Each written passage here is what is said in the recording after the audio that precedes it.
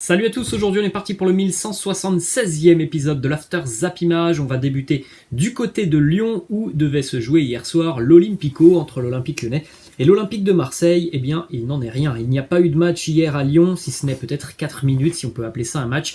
Il y a eu 4 minutes de jeu hier à Lyon avant de voir la rencontre être interrompue, puis quelques minutes, quelques heures plus tard, 2 heures plus tard, le match être finalement arrêté, puisqu'au bout de 4 minutes de jeu, alors que Dimitri Payet allait tirer un corner devant le virage des Bad Gones, eh bien malheureusement Dimitri Payet a été victime d'un jet de projectile, en l'occurrence une bouteille d'eau qui a atterri en pleine tête de Dimitri Payet, qui s'est écroulé au sol. Évidemment, le match n'a pas repris et pourtant il s'est passé énormément de choses après cette interruption. Malheureusement, c'est un nouveau dérapage dans le football français. Ça fait beaucoup quand même depuis le début d'année.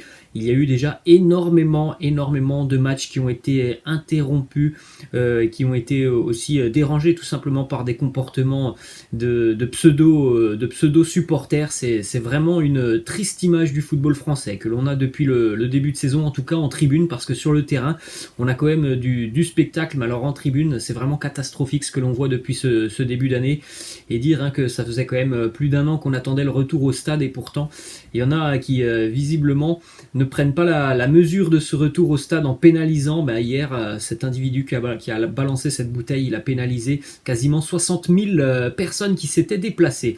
Ensuite, on enchaîne les amis donc avec les événements qui se sont déroulés durant cette soirée, parce qu'il faut savoir que le match a été interrompu à la 4e minute de jeu. Donc en l'occurrence, il était 20h50. Et le match a été définitivement arrêté, et donc on a su qu'il n'allait pas reprendre à 22h50. 2 heures plus tard, vous vous rendez compte quand même, c'est assez hallucinant. Le temps qu'ont pris les instances pour prendre cette décision, tout simplement, c'est quand même assez fou. Et en plus de ça, tout le monde s'est jeté la faute, donc c'est quand même assez hallucinant cette soirée du côté de Lyon hier. Petites informations, il y a différentes versions par rapport à ce qu'il s'est passé hier. L'arbitre affirme qu'il a toujours voulu arrêter la rencontre. L'Olympique de Marseille a confirmé cela par la voix de Jacques Cardos. En revanche, du côté lyonnais, Jean-Michel Aulas et le préfet du Rhône assurent que l'arbitre a voulu reprendre le match avant de changer d'avis. Donc c'est quand même assez fou. Dans cette histoire, certains disent on ne veut pas reprendre le match. De l'autre côté, on dit oui, ils nous ont dit qu'on allait reprendre le match. C'est assez hallucinant ce qui s'est passé hier. En tout cas, l'arbitre Rudy Buquet, lui, est intervenu. D'ailleurs, c'est très rare. Il est intervenu hier au micro de la chaîne Amazon Prime avec ses déclarations fortes. Ma décision a toujours été de ne pas reprendre. Je pense que le monde du football et du sport attend d'autres actes que ceux de ce soir. On aimerait que ça se passe différemment. C'était une décision importante et je l'ai prise. Donc on a cette version des faits de Rudy Buquet, et de l'autre côté on a Jean-Michel Aulas qui nous dit on est catastrophé par ce qui est arrivé. Le médecin m'a dit il y a plus de peur que de mal pour Dimitri Payet. On lui présente nos excuses. Il y a eu un tel mouvement de violence que M. Buquet a demandé à revoir le préfet et à inverser sa décision. Elle est incompréhensible. Vous avez quand même Jean-Michel Aulas qui nous dit il est incompréhensible qu'on ne reprenne pas cette rencontre. C'est quand même assez lunaire ce que l'on a vu hier. Ensuite, nous avons aussi la préfecture du Rhône qui confirme sur Twitter les propos de Jean-Michel Aulas. L'arbitre a décidé de reprendre le match, puis il s'est ensuite ravisé en ayant consulté les autorités et les présidents des clubs. Il a changé d'avis en étant allé rendre visite aux joueurs marseillais et notamment à Dimitri Payet. Donc on a plusieurs versions de ce qu'il s'est passé hier. C'est quand même assez dingue. Une déclaration de Daniel Riolo sur RMC qui nous dit Rudy Buquet dit qu'Aulas a menti et qu'il n'a jamais été question pour lui de reprendre. C'est complètement fou. C'est une affaire dans l'affaire. On a voulu mettre la pression sur l'arbitre. On a envoyé un speaker annoncer une non-décision. C'est gravissime. Nous avons aussi une déclaration du directeur de la communication de l'Olympique de Marseille, Jacques Cardos, qui nous dit On est allé dans le vestiaire et les joueurs étaient atterrés. Monsieur Buquet a considéré qu'il n'était pas possible de reprendre ce match. C'est arrivé au moment où le communiqué de la Ligue regrettait une possible reprise du match. Il y a eu de la confusion, mais je crois, monsieur Buquet. Donc vous avez aussi la Ligue qui voulait interrompre cette rencontre, ce qui n'était pas le cas de Jean-Michel Aulas, ce qui n'était visiblement pas le cas du préfet. C'est assez fou. Ensuite, nous avons plusieurs déclarations de Thierry Henry. Premièrement, il nous dit on joue en banlieue parisienne. Quand on va jouer à Garges, Sarcelles ou Villepinte, ok, c'est difficile, je veux bien comprendre, mais là on est quand même en Ligue 1. Et oui, on est tous d'accord avec Thierry Henry, c'est quand même assez dingue ce qui se passe dans les tribunes en Ligue 1 depuis le début de saison. Autre déclat de Thierry Henry qui nous dit c'est trop, tu viens voir un match, tout est beau, en mode jeu de lumière, on est là pour que le championnat français puisse se battre avec les autres championnats. Et encore une fois, voilà, on passe à côté d'un grand événement. Ensuite, on va rappeler cette petite déclaration de Jean-Michel Aulas, c'était il y a quelques mois maintenant, après les incidents entre l'OGC Nice et l'Olympique de Marseille. D'ailleurs, ce match aussi avait été arrêté. Jean-Michel Aulas avait donné son avis sur cette interruption de match. Et il nous dit « Je fais partie des gens qui pensent que la seule sanction possible pour freiner cet état de fait, que ce soit au niveau des joueurs, des dirigeants ou des supporters, c'est la pénalité en termes de points. C'est la seule qui fait vraiment peur. Il faut pénaliser le club. » Et bien on verra ce qui se passera du côté de l'Olympique Lyonnais. Mais on rappelle par exemple que là, il y a quelques jours, la commission de discipline s'était réunie. La Ligue avait tranché pour ne retirer aucun point, notamment à l'Olympique de Marseille. Donc voilà, maintenant il faut accorder ces violons. Si on ne retire pas de points à l'Olympique de Marseille, ben, il ne faut pas en retirer à l'Olympique Lyonnais. Ou alors il aurait fallu le faire dès le début en retirant des points à l'OGC Nice et des points à l'Olympique de Marseille. Donc voilà, c'est très très compliqué de gérer tous ces événements. Ensuite, on enchaîne du côté de la Ligue 1 avec un petit peu de foot quand même. Hier, il y avait quelques matchs, avec notamment la victoire importante de l'AS Saint-Etienne du côté de Troyes, le match nul entre Metz et Bordeaux. Il y a bien eu 3 partout, alors que c'est inscrit 3-2 sur cette photo. Un partout aussi entre Strasbourg et Reims. Les Strasbourgeois égalisent en toute fin de match. Victoire pour Angers 1-0 face à Lorient. Victoire pour Brest 4-0 face au Racing Club de Lens, avec un très très gros match encore une fois pour Romain Fèvre, lui qui attend officiellement une proposition de l'AC Milan. En tout cas, Romain Fèvre a des statistiques très intéressantes en ce début de saison. 5 buts, 5 passes décisives en 13 matchs de championnat. Direction Strasbourg, les belles images de la Méno hier, ça ce sont des images que l'on a envie de voir.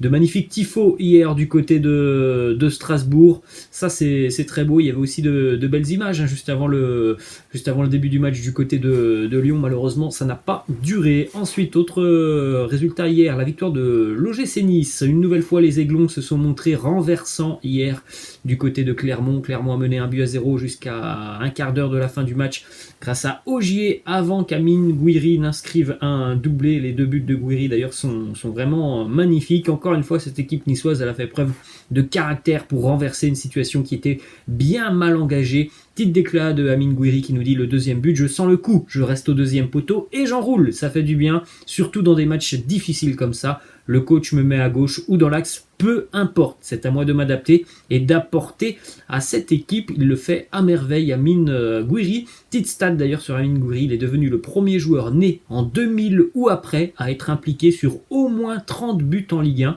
Donc il est impliqué sur 31 buts, 20 buts et 11 passes décisives pour Amine Gouiri. La déclaration de l'entraîneur niçois Christophe Galtier qui nous dit: on arrive dans une période d'hiver plus dure. Après, sur la valeur intrinsèque des effectifs, on fait la différence, mais si Clermont continue comme ça, ils feront des victimes. Encore une fois, le Clermont Foot pas récompensé hier, ils auraient mérité de prendre au moins un point. Ça avait été déjà le cas il y a 2 semaines face à Saint-Etienne, ça avait été le cas aussi il y a quelques semaines face à Monaco. Voilà, les résultats n'arrivent pas pour Clermont et pourtant c'est toujours une équipe qui ne ferme pas le jeu. Donc bravo quand même aux hommes de Pascal Gastien. On espère que la récompense arrivera rapidement pour les Clermontois, qui mérite de prendre des points dans cette période délicate. Ça fait quand même quelques matchs que le Clermont Foot est en galère niveau points. Ensuite, direction Paris, c'était samedi, le premier but enfin en Ligue 1 pour Léo Messi, qui est devenu le 17e joueur argentin à marquer en Ligue 1.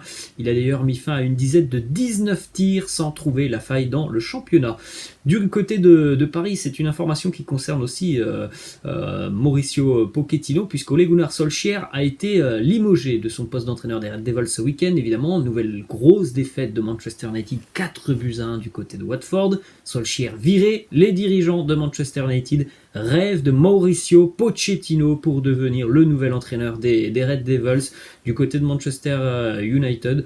On se verrait donc accorder ce poste à Mauricio Pochettino. D'ailleurs, ça c'est une information quand même très importante, d'après plusieurs sources en Grande-Bretagne, Mauricio Pochettino serait prêt à rejoindre les Red Devils de Manchester United si le club faisait appel à lui.